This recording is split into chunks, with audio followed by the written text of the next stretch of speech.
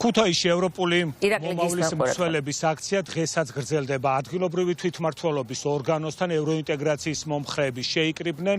პერიმეტრის საავტომობილო გზა გადაკეტილი არის, როგორც აქ მყოფი ადამიანები ამბობენ.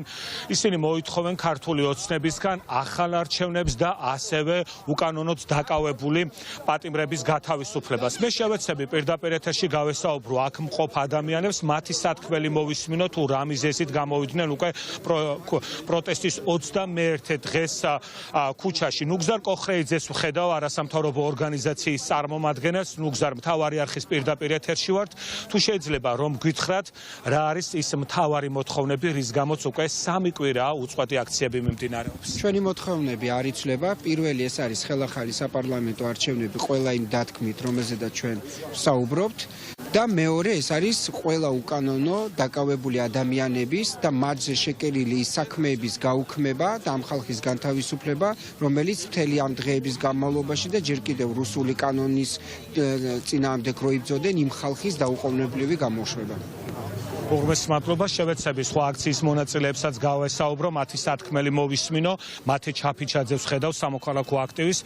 მათე რა არის თქვენი სათქმელი? უკვე 3 კვირაა ქუთაისში უწყვეტი პროტესტი მიმდინარეობს და დარის და ნალექის მიუხედავად, როგორც ვხედავთ, ათეულობით ადამიანი გამოდის ქუჩაში. კი, ჩვენ აქ ვდგავართ და აქ ვიქნებით, მანამ სანამ პირველი, რა თქმა უნდა, დაუყოვნებლივ არ გაათავისუფლებენ ჩვენს თანამოქალაქეებს, რომლებიც პრაქტიკულად პატიმრობაში, ანუ პირადი ტყვეები არიან აყვანილი, რა ვიცი, იმ ადამიანებს ესეთი რთული პირობებში, ესეთ რთულ მდგომარეობაში ლამის სახიზვლები დაუმტვრიეს და ანუ იმათ ფონზე და ვინც ამას უყურებს, ეხა სახში თბილად ზის და რაღაცა ესე იგი სკროლავს და რაღაცა სხვას რამეს აკეთებს, მე იმ ადამიანების ცოტათი არ მესმის, მაგრამ ნუ არა უშავს, ბევრი გამოდის, ბევრიც გამოვა და ჩვენ ვიქნებით აქ მანამ, სანამ თავარი მოთხოვნა, რა თქმა უნდა, ვადამდელი არჩევნები და ეს ადამიანები არ იქნებიან განთავისუფლებული. უღრმეს მადლობა. ეს არის აქცია, სადაც სხვადასხვა პროფესიის წარმომადგენლებიც არიან, გარდა არასამთავრობო ორგანიზაციებისა და სამოქალაქო აქტივისტების და ასევე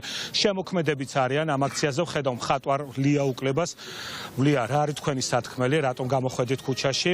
ქუთაისში აქციები არ უყვართ, თუმცა ფაქტია 3 კვირა უწყვეტად ათეულობით ადამიანი, ზოგჯერ ასეულობით, ზოგჯერ ათასობით ადამიანიც გამოდის ქუჩაში. კი ბატონო, უპრეცედენტოდ ბევრი ადამიანი გამოდის ეს დღეები ქუთაისში და ეს იმას ნიშნავს, რომ ჩვენ ძალიან მნიშვნელოვანი გარდატეხის წინაშე ვდგავართ. ჩვენ აუცილებლად უნდა დავასრულოთ ეს მთავრობა და ამას დავასრულებთ მხოლოდ ამ გარეთ გამოსვლით, ამ პროტესტით და ამ ხმის გაგონებით საერთაშორისო საზოგადოებისადმი.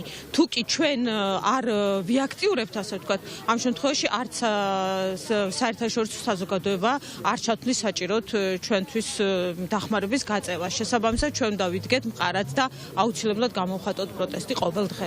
კიდევ ერთ რესპონდენტს გავესაუბრები, თემურ ცამციშვილს. ეს არის აქცია, სადაც სხვადასხვა პოლიტიკური გემოვნების მქონე ადამიანები არიან. თქვენი სათქმელი რა არის, თუ შეიძლება? ის რაც აქამდეც ვამბობ და მადლობა თქვენს ტელევიზიას, რომლის საშუალება ხშირად მეძლევა. მნიშვნელოვანია ყველა ქალაქში აქცია, მიუხედავად ცუდი ამინდისა, მიუხედავად იმისა, რომ ახალი წელი მოდის, თქვენ ხედავთ, რომ ყოველდღიურად სხვადასხვა ადამიანებს ხედავთ ამ აქციაზე და თავარი მოთხოვნა უკვე ბევრი საუბარია იმაზე, რომ თითქოს აქციას ორგანიზატორი არ აყავს და ეძებენ ორგანიზატორებს. მინდა შევახსენო ხელისუფლებას განსაკუთრებით, რომ აი თავისუფლების ბრძოლაში ყველაზე ნაკლებად ჭირდებოდათ ქართველებს ისტორიულად ორგანიზატორები.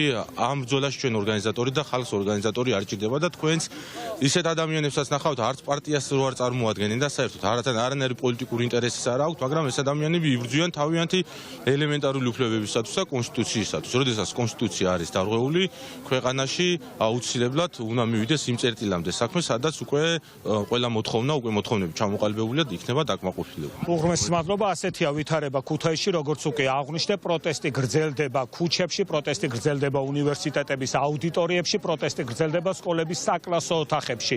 იმერეთი ირჩევს ევროპას, მოსახლეობა აცხადებს, რომ ქართულ ოცნებას არ მისცემენ ქვეყნის გარუსების საშუალებას.